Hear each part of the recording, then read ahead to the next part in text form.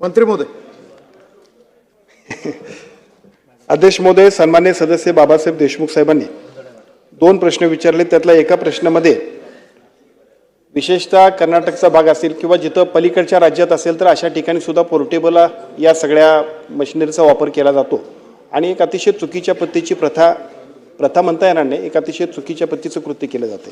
माझी विनंती आहे की अशा सगळ्या गोष्टींसाठी तिथल्या SP असेल, तिथले आमचे सिव्हिल सर्जन असतील, तिथली कमिटी असेल, त्या कमिटीच्या वतीनं प्रभावीपणानं या सगळ्या गोष्टींसाठी अंमलबजावणी करण्यासाठी आपण प्रयत्न करतोय.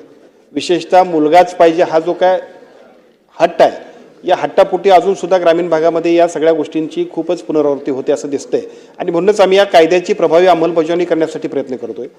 विशेषतः या सगळ्या प्रभावी अंमलबजावणी करत असताना जो बेल्ट असा असेल, मग आमच्याकडे सुद्धा तुमच्यासारखाच कर्नाटकशी संबंधित विषय आहे, तिथल्या SP आणि तिथल्या सिव्हिल सर्जनना सूचना देऊन सातत्यानं अशा सगळ्या गोष्टींसाठी एका बाजूला स्पष्ट पद्धतीनं तपासण्या करणं आणि जर अशा पद्धतीचं होत असेल तर त्याच्यावरती कारवाई करणं, यासाठी जे कायदे आहेत त्याचा प्रभावी अंमलबजावणी करण्यासाठी आमचा प्रयत्न चालला आहे.